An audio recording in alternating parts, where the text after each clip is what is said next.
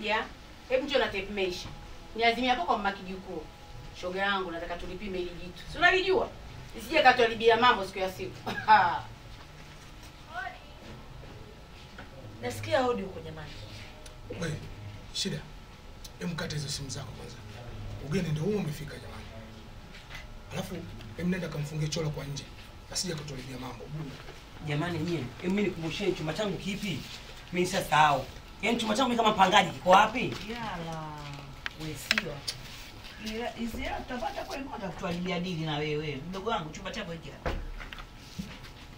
Kwa hiyo nikiuliza kama nimeolewa au bachelor nisemeje? Wewe mweu nini wewe? Sasa kwa nini una mume hapa? Sasa umeolewa? Basi tuseme ukweli. Tuongee tu ukweli wote basi. Siwa. Tutakupiga makofi sasa hivi hapa. Usituletee huo wage wako. Sawa? Yaani anasijua ananikomoa mimi. Hey. Jamani, mtu anagonga huko. Asijakaishia huko kibarazani. Mimi. Hebu nenda kampokea. Alafu nimekumbuka. Hivi dili. Huyo bubu na Amadi wanajua umchongo. Isije ikawazeshe. Hey, watadako huko juu kwa juu. Wewe shida si mnataka kamfungie choro.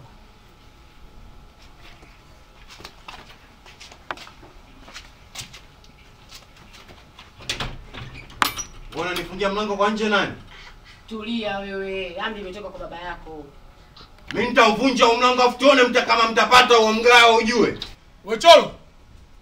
Unatafuta sababu ya kulia, si ndio?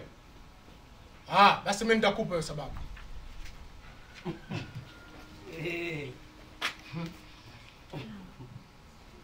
Kisha tameuani. Cut.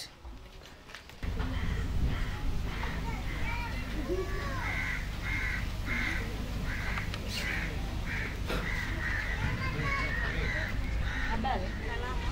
Sasa hizi ni miongoni mwa nyumba ambazo tunaishi kaya maskini. Na huu unamuona hapa ni miongoni mwa wapangaji ndani. Karibu.